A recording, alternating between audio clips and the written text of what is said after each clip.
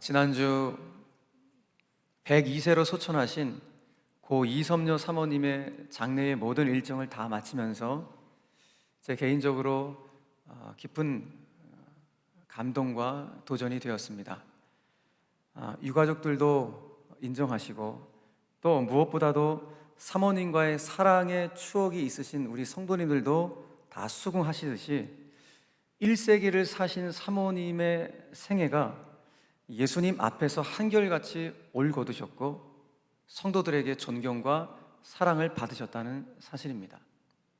사실 우리가 알듯이 한평생 인생을 살아가면서 사람들 앞에 존경받는 한결같은 삶을 유지한다는 것 쉽지 않습니다.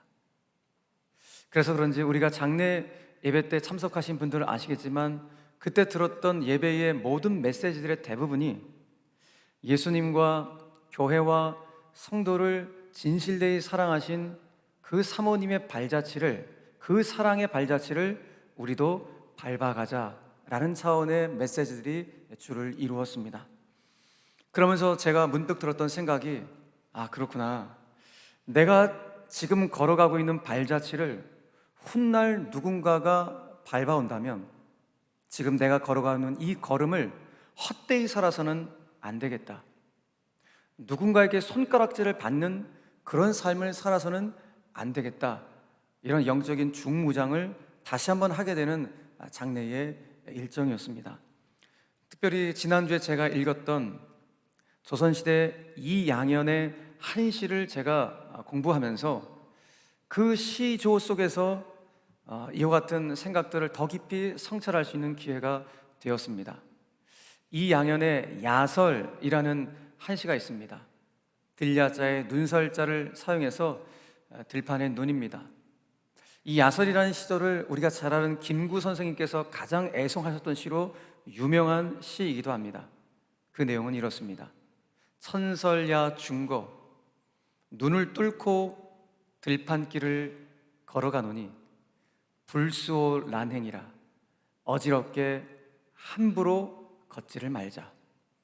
금조와 행저 오늘 내가 밟고 간 이 발자국이 수작후 인정이라 뒷사람이 밟고 갈 길이 될 테니. 여러분, 어느 날 시인은 순백의 설원을 지나가면서 걸어가다가 자신의 인생 행로가 지니고 있는 의미가 무엇인지를 반추해 보았던 것 같습니다. 그러면서 스스로 이런 굳은 의지를 가졌던 것 같습니다. 누가 보지 않아도 똑바로 걷자. 혹시라도 내 행로가 뒤에 올 누군가의 행로를 비틀거리게 만들지 모르니 말이다. 누가 뭐라 하지 않아도 똑바로 살자. 내 인생이 다른 인생의 거울이 될 수 있으니 말이다. 아마 이와 같은 굳은 의지를 다지지 않았을까 하는 생각을 갖게 됩니다. 여러분, 정말 그렇죠? 저와 여러분들의 인생의 행로를 가장 기본적으로는 우리의 자녀 후손들이 따라옵니다. 내 자녀 후손들이 내 인생의 행로를 따라온다면 지금 내 삶의 향방이 어떠한지를 늘 되짚어보고 돌아볼 수 있어야 합니다. 왜냐하면 내 사랑하는 자녀들이 비틀거리지 않게 하기 위해서 말입니다. 하나님의 교회를 섬기는 저와 여러분들에게 귀한 직분을 하나씩 주셨는데, 내가 직분자라면, 내가 교회의 중직자라면 과연 내 신앙 행로를 우리 교회 성도들이, 특별히 우리 교회 젊은이들이 거울로 삼을 수 있을 것인지 그야말로 진중하게 생각하며 우리 신앙의 여정을 걸어가야 될 것입니다. 여러분, 어떠십니까? 지금 저와 여러분들의 신앙의 행로를 누군가가 거울로 삼을 수 있을 만큼 지금 우리들은 신앙의 길을 제대로 걷고 있을까요? 오늘 이 아침에 이 질문 앞에 스스로 물어보시고 답을 할 수 있는, 자답할 수 있는 귀한 시간이 되셔야 합니다. 오늘 설교의 제목처럼 여러분 잊지 마십시다. 내가 디딘 발자국이 뒷사람의 길이 될 수 있음을 말입니다. 여러분, 내가 디딘 발자국이 뒷사람의 길이 된다는 이 메시지는 예수를 믿는 우리 신자들의 가장 중요한 신앙의 향기가 되어야 합니다. 왜냐하면 예수님의 마음이 그러하셨기 때문입니다. 예수님은 당신이 밟으셨던, 당신이 걸어가셨던 그 길을 사랑하는 제자들이 똑같이 밟아오기를 원하셨습니다. 그러나 문제는 제자들이 예수님을 따라간다고 하긴 하지만 그들은 예수님 밟아오신 그 발자국을 밟지 않습니다. 그들은 예수님이 원하는 길이 아니라 자기들이 원하는 길을 가고자 합니다. 그래서 예수님이 십자가에 달리시 그 직전까지 여전히 그들은 세속적인 자리를 청탁하는 그런 안타까운 모습, 예수님이 십자가를 지시기 일주일 전까지 여전히 그들은 자기들 안에 기득권 다툼하는 그 안타까운 모습을 우리 가운데 보여주고 있는 것입니다. 그러니 지금 예수님이 십자가를 지시기 딱 일주일 전의 본문의 상황인데, 그 일주일 전까지 제자들은 여전히 세속적인 자리 청탁을 하고 있는 이 모습을 보시니 예수님의 그 속마음이 어떠하셨을까요? 예수님의 마음이 타들어가지 않으셨을까요? 제발 좀 깨달아라, 제발 좀 깨달아라. 그것이 예수님의 속마음 아니었을까요? 여러분, 그래서 그런지 예수님은 오늘 십자가를 달리시기 딱 한 주 전인 바로 지금 당신을 열렬히 환호하는 그 군중들 인파 속에서 오늘 당신의 제자들에게 당신의 속마음을 알려주기를 원하십니다. 오늘은 고난주간 딱 일주일 전입니다. 고난주간을 맞이하는 한 주 전인 오늘 우리들을 향하신 예수님의 속마음을 저와 여러분들이 깨달을 수 있는 은총의 시간이 되기를 바랍니다. 나아가서 우리도 예수님처럼 인생의 한 걸음 한 걸음 진리의 길을, 그 생명의 발자국을 남겨서 나를 따라오는 내 자녀들에게, 그리고 나를 따르는 또 다른 누군가에게 삶의 이정표가 되어주는 그런 거룩한 삶을 살겠다고 다시 한번 결단할 수 있는 오늘 이 아침 은총의 아침이 되기를 주님의 이름으로 간절히 축원합니다. 오늘 예수님께서 저와 여러분들 가운데 들려주길 원하시는 그 첫 번째 속마음은 저와 여러분들을 향하신 하나님의 말씀의 성취는 완벽하다는 사실을 믿으라는 것입니다. 우리를 향한, 나를 향한 말씀의 성취가 완벽하다는 사실을 믿는 것, 이것이 바로 오늘 예수님의 제자인 저와 여러분들 향하여 주시는 주님의 속마음이십니다. 지금 예수님께서는 이 땅에서의 마지막 한 주간을 보내시기 위해서 예루살렘으로 들어가고 계십니다. 드디어 예루살렘이 한눈에 보이는 감람산 근처 벳박의 베다니 마을에 도착을 하셨습니다. 그 근처에 도착을 했을 때 갑자기 예수님께서 제자 2명에게 명령을 하나 하셨습니다. 너희들이 저 벳박의 베다니 마을에 내려가서 나귀 새끼 한 마리를 끌고 와오라 라고 명령을 하시는 것입니다. 본문 2절과 3절의 말씀입니다. 이르시되 너희는 맞은편 마을로 가라. 그리로 들어가면 곧 아직 아무도 타보지 않은 나귀 새끼가 메어 있는 것을 보리니 풀어서 끌고 오라. 만일 누가 너에게 왜 이렇게 하느냐고 묻거든 주가 쓰시겠다 하라. 그리하면 즉시 이리로 보내리라. 여러분, 오늘 예수님의 제자 2명에게 하신 이 명령이 납득이 되십니까? 오늘 이 말씀을 여러분이 한번 깊이 한번 묵상을 해보시면 어떻게 제가 여러분들 실감나게 이 말씀을 표현을 할까 고민하다가 갑자기 이런 마음을 주셨어요. 한번 제가 이 말씀을 오늘날의 문화 코드로 한번 이렇게 각색을 해볼게요. 상상을 해봅시다. 만약에 제가 이 자리에 계신 우리 어떤 성도님 한 분에게 이와 같은 부탁을 했다고 한번 가정 상상을 해보겠습니다. 그런 일은 절대 없을 것이지만 제가 어떤 성도님한테 성도님, 저 동수원 사거리에 가면 아직 한 번도 시승하지 않은 자동차가 한 대 딱 서 있을 텐데 거기에 자동차 키가 분명히 꽂혀 있을 것입니다. 그러니까 불안해하지 마시고 그 자동차 몰고 오십시오. 만약에 그때 자동차 문을 열고 타실 때 자동차 주인이 갑자기 헐레벌떡 뛰어와서 지금 뭐 하는 거냐고 성을 내면 그냥 차분하게 말씀하십시오. 우리 수원제일교회 담임 목사님이 쓰시겠다고 하십니다. 그러면 그분이 여러분들 가운데 고스란히 자동차를 내줄 겁니다 라고 제가 여러분들 가운데 이런 말을 한다면 저는 사람들로부터 정신 이상자로 취급받을 거예요. 아마 모르긴 몰라도 다음날 사회면 1면에 수원의 K 목사 성도들에게 차량 도난을 사주하다 뭐 이런 기사의 제목에 실리면서 저는 사회적 비난을 면치 못하게 될 것입니다. 여러분 어떠십니까? 좀 무리가 있는 각색이지만 그래도 여러분들에게 이해를 돕기 위해서 각색을 했는데, 오늘 예수님이 두 명의 제자에게 명령하신 이 명령이 좀 실감이 나세요? 제가 왜 이렇게 각색을 한 것입니까? 이유는 오늘 예수님이 두 명의 제자에게 명령하신 이 명령이 순종하기가 너무너무 어려운 명령이라는 거예요. 아니, 황당한 명령이 아닐 수가 없습니다. 아니, 이 명령을 받은 두 명의 제자들이 그 순간 얼마나 고민이 많았겠습니까? 아니, 뭐야, 나귀 새끼를 그냥 끌고 오라고? 이런 짓을 시켜 어떻게 예수님이? 이런 생각하지 않았겠습니까? 아니, 시켜도 왜 우리 둘을 시켜? 쟤네들 저기 남아있는 쟤네들이 시키지. 이건 완전히 잘못 걸렸다. 뭐 이런 생각, 5만 가지 생각이 막 들면서 굉장히 많은 고민을 했을 것입니다. 그런데 신기한 것은 이 제자들이 예수님 명령에 순종했다는 거예요. 더 황당한 건 무엇입니까? 그 나귀 새끼 주인이 고스란히 나귀 새끼를 제자들 가운데 건네주었다는 거예요. 그러니 오늘 본문에 나오는 이 상황은 우리의 이성과 상식으로는 도저히 납득되지가 않는 아주 기가 막힌 장면이 아닐 수가 없는 것이죠.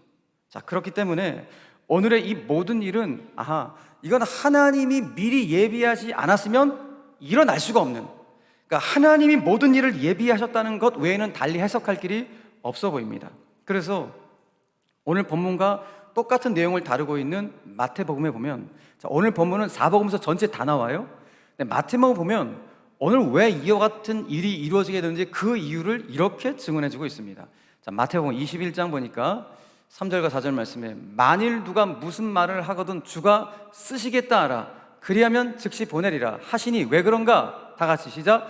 이는 선지자를 통하여 하신 말씀을 이루려 하심이라 일렀으되. 어떤 선지자가 이런 말을 했는가? 구약성경에서 스가랴 선지자가 말을 했어요. 다 같이 시작. 시온 딸에게 이르기를 내 왕이 내게 임하나니 그는 겸손하여 나귀 곧 멍에 매는 짐승의 새끼를 탔도다 하라 하였느니라. 스가랴서의 말씀을 그대로 인용을 하신 거예요. 이건 무슨 말입니까? 예수님께서 지금 나귀 새끼를 타고 예루살렘에 입성하시는 이 모든 것은 예수님이 이 땅에 탄생하시기 전 약 520년 전에 스가랴 선지자가 예언했던 그 예언의 말씀을 성취하기 위함이라고 성경이 말씀하고 있다는 거예요. 자, 그러니까 오늘 우리가 이 사건을 통해서 확인하게 되는 것은, 그렇구나, 오늘 이 사건은 이미 하나님의 계획 속에서 예비되어진 의도된 사건임을 우리가 짐작해 볼 수가 있는 것이죠. 자, 그렇기 때문에 오늘 여기서 우리가 깨닫는 중요한 메시지가 무엇인가? 예수님의 행보를 성경을 통해서 보십시오. 오늘 이 사건뿐만 아니라 예수님의 모든 행보는 구약 성경의 말씀을 성취하시기 위한, 그 모든 말씀을 성취하시는 과정이 예수님의 모든 행보였음을 깨닫게 된다는 것입니다. 자, 그러므로 오늘 우리가 본문을 통해서 또 성경을 통해서 확고히 믿어야 될 것이 무엇인가? 다른 것이 아니라 예수님은 약속된 말씀을 완벽하게 성취한 분이시다. 아멘이세요? 구약의 모든 말씀을 완벽하게 성취하신 분이 예수님이시기 때문에 예수님 역시 당신이 우리 가운데 약속하신 말씀을 반드시 완벽하게 이루실 줄로 믿어야 한다는 거예요. 아멘이십니까? 자, 다시요. 예수님은 구약의 약속의 말씀을 완벽하게 성취하신 분이세요. 그러므로 당신도 저와 여러분들 가운데 주신 모든 약속의 말씀을 반드시 완벽하게 이루시고 성취하실 것임을 여러분 믿으시길 바랍니다. 자, 그렇다면 오늘 저와 여러분들 가운데 예수님이 어떤 약속의 말씀을 주셨습니까? 여기 다 있죠. 성경이 다 있어요. 대표적으로 여러분 마태복음 28장 20절 말씀 다 같이 시작. 내가 세상 끝날까지 너희와 항상 함께 있으리라. 아멘. 이건 믿으시죠? 약속의 말씀. 요한복음 14장 18절 말씀, 내가 너희를 고와 같이 버려두지 아니하고 너희에게로 오리라. 아멘. 이건 믿으시죠? 여러분, 우리의 인생길이 광야 같은 인생길 가운데 참 버겁고 힘겨울지라도 우리가 버티고 견딜 수 있는 본질적인 이유가 바로 여기에 있는 것 아니겠습니까? 무엇 때문입니까? 내가 약속하신 이 말씀을 철저히 신뢰하기 때문이에요. 이 약속하신 말씀이 완벽하게 이루어질 것임을 내가 신뢰하기 때문에 내 삶이 아무리 힘겹고 버거울지라도 버티고 견딜 수 있는 것입니다. 지금 수원제일교회는 더 가까이 바이블 캠페인을 진행하면서 우리 성도들이 말씀 앞에 더 가까이 서기를 소망하면서 함께 이 캠페인을 진행해 가고 있습니다. 지금 여러분들 통독을 다 하고 계시지요? 여러분들이 말씀을 읽어 가실 때, 그 말씀을 읽을 때 여러분들을 향하신 하나님의 말씀을 찾아내셔야 돼요. 야, 이거 내 말씀이다. 아, 이거 내 말씀이다. 그걸 찾아내셔서 그걸 붙잡으시고 여러분의 신비 가운데 새겨갈 수 있도록 만드셔야 돼요. 그렇게 될 때 여러분들이 붙들고 있는 그 약속의 말씀이 내 일상의 삶을 보호할 뿐만 아니라, 내가 붙들고 있는 그 약속의 말씀이 특별히 크고 작은 어려움을 처하게 될 때 내 삶이 흔들리지 않을 수 있도록, 여동치 않을 수 있도록 나를 붙잡는 능력이 될 것이며, 무엇보다도 버티고 견딜 수 있는 새 힘과 새 능력을, 그 말씀, 그 내가 붙들고 있는 약속의 말씀이 나에게 그 새 힘과 새 능력을 공급해 줄 줄로 믿으시길 바랍니다.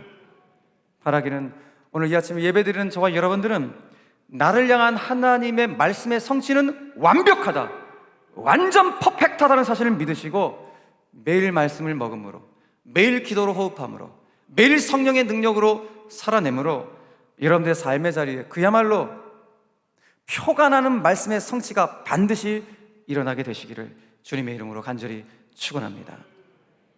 한 걸음 더 나아가서 오늘 예루살렘 성에 입성하시는 예수님께서 우리 제자들 가운데 주고 싶으신 예수님의 속마음 두 번째는 무엇인가?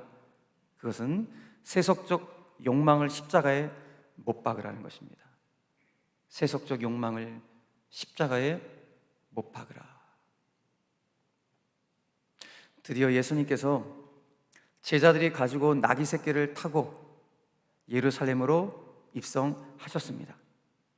그러자 예수님의 이 행렬을 지켜본 예루살렘에 살고 있는 유대 민중들이 한꺼번에 예수님을 환영하기 위해 거리로 뛰쳐나왔습니다. 이때 예수님을 환영하기 위해 뛰쳐나온 이 인파가 어느 정도였는지, 이때의 열렬한 열광적인 환호가 어느 정도의 강도였는지 같은 내용을 다루고 있는 마태복음에서는 이렇게 표현하고 있어요. 예루살렘 온 성이 소동하였더라. 여러분, 예수님의 행렬이 도대체 뭐길래 예루살렘 시티 전체가 완전히 지축이 흔들릴 정도로 엄청난 열광적인 환영을 하고 있었다는 것입니다. 자, 그런데 한번 상상을 해보십시오. 지금 예수님이 예루살렘에 입성하시는 이 모습이 이렇게 해서 열광적인 환영을 받을 모습이에요? 너무 의아하지 않습니까? 아니, 예수님의 이 지금 예루살렘에 입성하신 모습이 성인 남자가 나귀 새끼 타고 가는 모습이에요. 얼마나 초라합니까? 초라함을 뛰어넘어서 우스꽝스럽게 그지없는 장면이 아닐 수가 없어요. 여러분, 지금 예수님의 이 모습은 무슨 당신이 나귀 새끼를 탔다 하더라도 무슨 휘황찬란한 왕복을 입고 지금 입성하십니까? 예수님 가시는 길에 누군가가 빨간 양탄자를 쫙 깔아놨습니까? 예수님 주변에 의관을 정지한 벼슬아치들이 함께 따라가고 있습니까? 아무도 없어요. 옆에 있는 사람 치고는 갈릴리 촌사람들은 제자들밖에 없습니다. 그러니 성인 남자가 나귀 새끼를 타고 있는 이 입성의 장면이, 이건 초라함을 넘어서서 너무나도 우스꽝스럽게 그지없는 모습이 아닐 수가 없습니다. 그러니 지금 수많은 군중들이 예수님을 향하여 목이 터져라 환호하고 열광하는 이 모습은 너무나도 아이러니하고 도통 이해가 되지 않는 장면이 아닐 수가 없죠. 자, 그렇다면 어떻게 이런 볼품없는 행색에도 불구하고 이 수많은 예루살렘 시티의 사람들이 예수님을 이렇게 열광적으로 환호하고 있는 것일까? 아, 예수님 우리의 구원자 메시아가 되시니까 이렇게 환호하고 있는 것일까요? 아유, 그랬으면 얼마나 좋았을까요? 그들이 예수님을 환호했던 이유가 무엇인지 성경 우리에게 정확하게 말씀해주고 있어요. 오늘 본문과 병행 본문인 요한복음 12장에 보면 이 당시 군중들이 예수님을 왜 환호했는지 그 이유를 이렇게 정확하게 증언해주고 있습니다.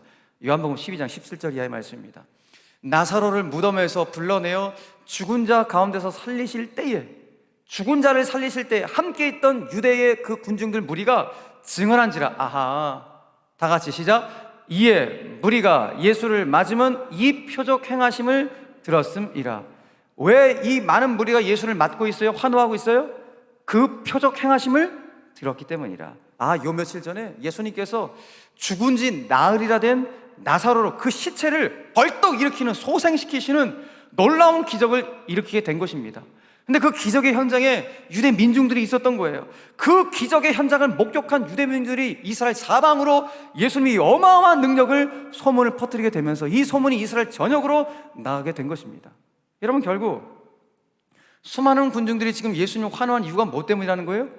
예수님이 가지고 계신 그 어마어마한 능력, 그 기적의 능력을 유대 민중들이 너무 절실하게 필요했기 때문입니다. 그 능력이 우리가 없는 너무너무 필요한 거예요. 그도 그럴 것이, 이 당시 이스라엘 사람들, 유대 민중들은 팍스 로마나, 로마의 평화를 외쳤던 로마 제국의 압제 가운데 있었습니다. 그러나 로마가 지향했던 평화는 군사력으로 획득하려 했던, 폭력으로 획득하려 했던 그들만의 평화였지, 유대 민중들에게는 평화는커녕 공포 그 자체였습니다. 그러니 유대 민중들, 이런 시대적 아픔 속에 처해있던 유대 민중들에게 있어서 오늘 그들은 그 능력 많으신 예수님께서 예루살렘에 입성하시자, 저 능력 많으신 예수님께서 우리에게 새로운 시대를 열어주실 거야. 완전히 새로운 시대를 열어주실 거야. 우리를 압제하는 저 로마 제국을 무너뜨리시고 우리에게 새 세상을 열어줄 사람은 바로 저 사람이야 라고 인지하고 수많은 유대 민중들이 예수님을 향해 종려가지를 들고 환호하고 열광적으로 외치고 있는 장면을 보여주고 있는 것입니다. 그러자 몰려든 군중들이 자기들의 겉옷을 벗고 그리고 나뭇가지를 예수님이 가시는 길에 깔아놓습니다. 그리고 예수님을 향하여 외칩니다. 우리를 구원하여 주옵소서, 우리를 구원하여 주옵소서라는 의미를 담고 있는 호산나, 호산나를 외치면서 예수님을 향해 열광적으로 환호를 합니다. 여러분 어떠십니까? 우리 호산나, 호산나 이런 찬양 하지만은 실은 이 당시에 유대 민중들이 외쳤던 호산나라는 외침 속에 무엇이 배어 있습니까? 식민지 생활에 지쳐 있을 대로 지쳐 있는 그 유대 민초들의 절실함이 배어 있는 외침이 실은 호산나였습니다. 우리를 이 로마의 압제로부터 제발 좀 구해달라는 그 절박한 마음이 유대 민중들 가운데 있었던 것이죠. 이 마음을 왜 헤아리지 못하겠습니까? 여러분, 그들은 자신들의 지금 삶을 올가매고 있는 이 더러운 정권, 이 폭압적인 정권을 반드시 무너뜨리고 새로운 세상에 대한 자신들의 소원을 누구한테 투사시킨 거예요? 예수님께 투사시키고 있는 것입니다. 자기들이 갖고 있는 생각, 소원, 심지어 그 이기적인 욕망까지 모두 다 저 능력 많은 예수가 반드시 이루어줘야 된다는 이런 자기들의 욕망을 예수님께 투사하고 있었던 것입니다. 그런데 예수님이 이들의 소원과 욕망을 좀 한번 들어주셨으면 괜찮았을 텐데, 예수님은 전혀 유대 민중들의 기대와 욕망에 어떤 것도 채워주지 않으십니다. 그래서였을까요? 예수님은 당신을 향해서 호산나 호산나 열광했던 그 무리들로 인해 불과 닷새 만에 십자가에 못 박히게 됩니다. 유대 민중들은 예수님이 자신들의 기대에 부응하지 못하자 곧바로 돌변하여 예수님을 십자가에 못 박으라, 못 박으라.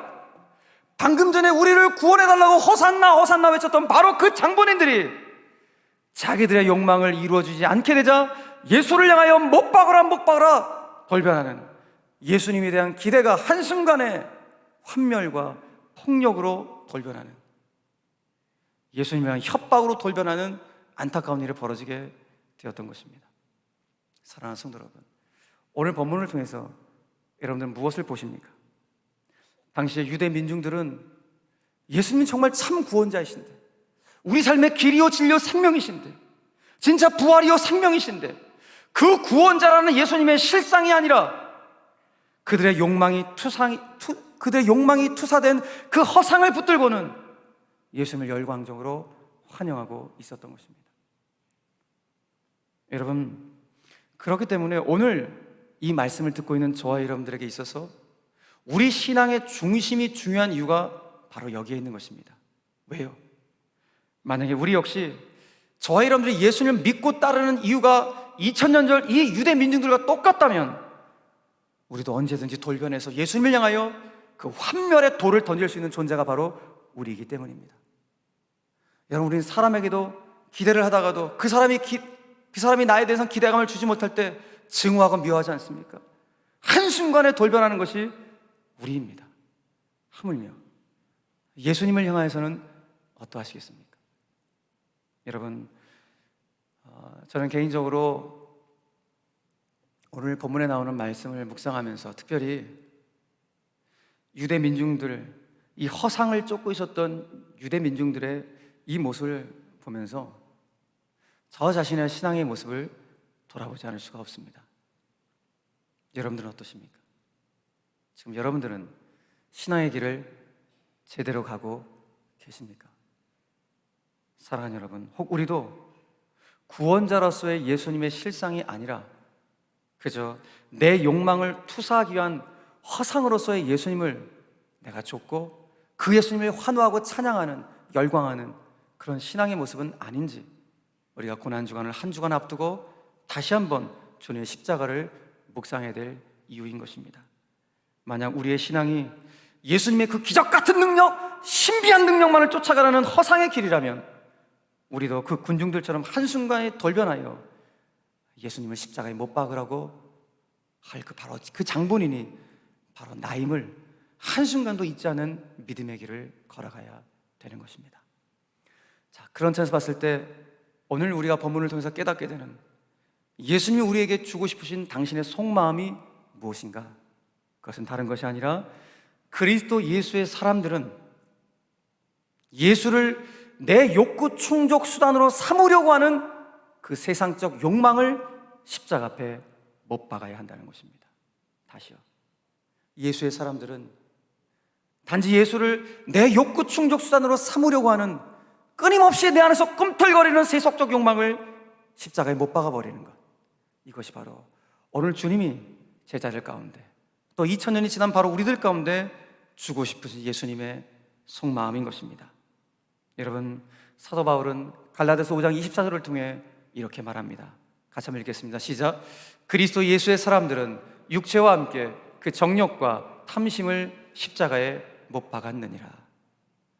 저와 여러분들이 정말 이 말씀에 순종하며 살아가게 될 때 비로소 우리의 믿음의 길은 허상이 아닌 실상을 쫓는 믿음의 길이 될 것이며, 무엇보다 어떤 상황 속에서도 저와 여러분들은 예수님을 배반하지 않게 될 것이며, 그리고 끊임없이 예수님을 향한 그 환호와 찬양을 중단하지 않게 될 줄로 믿으시길 바랍니다.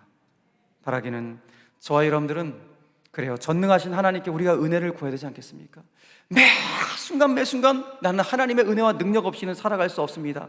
이렇게 은혜를 구하시되 혹여라도 그 주님을 내 욕구 충족 수단으로 삼고자 하는 그 세속적인 욕망의 늪에는 결코 빠지지 않을 수 있는 우리 모든 제1의 영 가족들이 되시기를 주님의 이름으로 간절히 축원합니다. 말씀을 맺겠습니다. 성경을 통해서 예수님이 걸어가신 그 걸음걸음을 보면 참 예수님 참 어리석다, 왜 이렇게 더 어리석은 길을 가실까, 그런 생각이, 그런 느낌이 들 때가 있습니다. 오늘 본문의 상황만 보더라도 그냥 눈 한번 딱 감고 저들의 소원, 저들의 욕망 한번 들어주시지, 그렇게도 이렇게 그러실까. 참 예수님의 마음이, 길이 어리석다라는 생각이 들 때도 있습니다. 그러나 예수님은 당신이 가셔야 될 십자가의 길을 그야말로 우직하게 걸어가십니다. 우직하게 걸어가십니다. 왜 그렇습니까? 당신이 걸어가실 바로 그 길이 얼핏 보아서는 어리석은 길인 걸로 보이지만 그 길이야말로 생명의 길이기 때문에 그렇습니다. 저는 그래서 예수님의 이런 우직함이 참 좋습니다. 우직야라는 한자어가 있습니다. 어리석음이 곧 고듬이라는 말입니다. 어리석음이 곧 고듬이다. 여러분, 지금 이 시대에 예수님이 어떤 당신의 제자들을 보고 싶어 하실까요?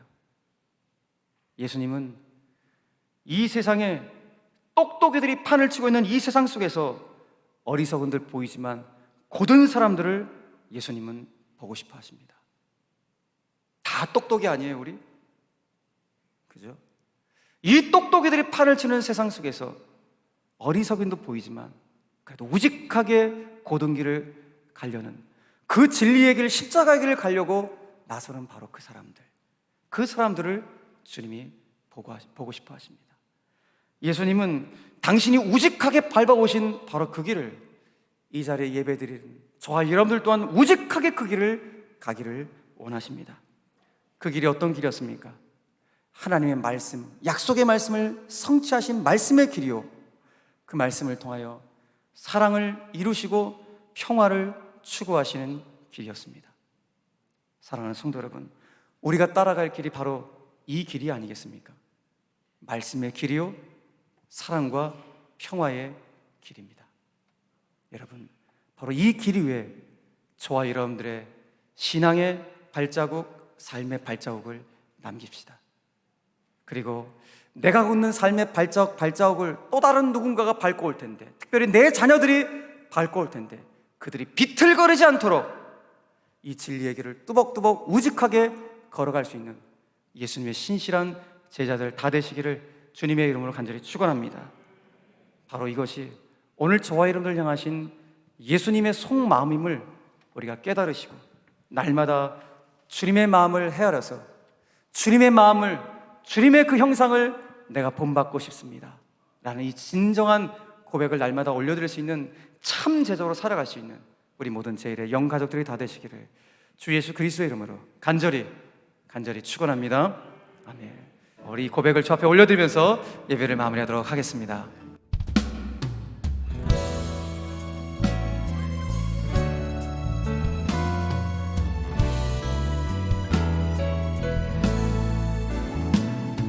주님의 마음을 본받는 자, 그 맘에 평강이 찾아오는 험악한 세상을 이기리니 하늘로부터 임함이로다.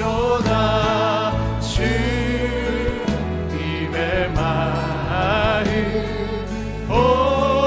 본받아 살면서 그 거룩하신 나도 이루리. 주 모습 내 눈에 안 보이며 그 음성 내 귀에 안 들려도 내 영혼 날마다 주를 만나 신령한 말씀 늘 배우도다. 주님의 마음 본받아 살면서 그 거룩하신 나도 이루리. 하며 가는 길 거칠고 험하여도 내 맘에 불평이 없어짐을 십자가 고난을 이겨내신 주님의 마음 본받음이라. 주님의 마음 본받아 살면서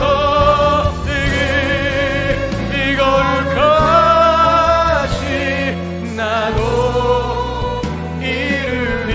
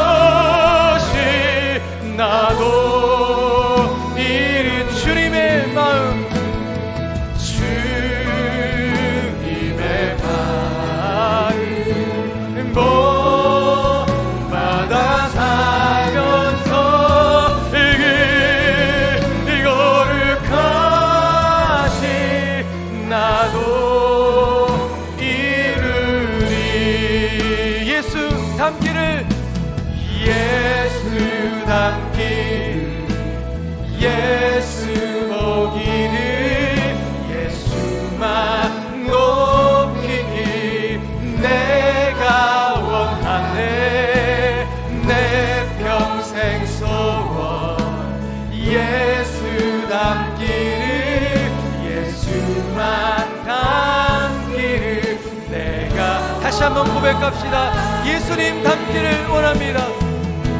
예수 닮기를 예수 보기를 예수와 높이기 내가 원하네 내 평생 소원 예수 닮기를 예수만 닮기를 우리 두 손을 높이 들고 예수님을 향하여 신앙의 고백을 합니다. 예수님 닮기 원합니다. 예수 닮기를 예수 보기를 예수만 높이기 내가 원하네 내 평생 소원 예수 닮기를 예수만 닮기를 내가 원하 예수 닮기를 예수 닮기를 예수 보기를 예수만 높이기 내가 원하네 내 평생 소원 예수 닮기를 예수만 닮기를 내가